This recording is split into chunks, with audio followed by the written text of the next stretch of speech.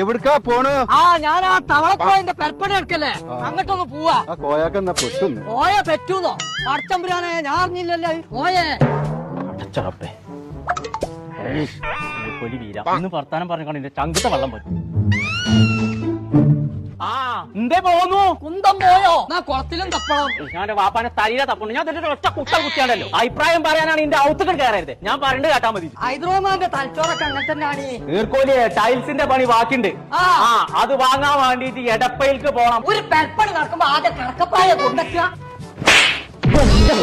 എത്ര വെച്ചിട്ട് മനുഷ്യനോട് പറയാ. പോയോ? കോയെ ഇവിടെ ഉണ്ടോ? എടപ്പയിലേക്ക് പോയി കണ്ട് ടൈൽസ് എടുക്കണം എന്നാ പറഞ്ഞതേ. ഓൾക്ക് കോട്ടക്കലും കൊപ്പത്തും പട്ടാമ്പിയിലൊക്കെ കടണ്ടെന്ന്. കൊട്ടയിലൊക്കെ അപ്പം കൊടുന്ന് പട്ടിണി കിട്ടിട്ട് എത്താ കാര്യം പോയെ. ടൈൽസിന്റെ ഒരു കടണ്ട് കോട്ടക്കലും കൊപ്പത്തും പട്ടാമ്പിയിലും. എടപ്പയിൽ നിന്നാണ് അതിന്റെ പേരത്. അവിടെ ആദായത്തിന് കിട്ടുന്നായി പറയേണ്ടത്.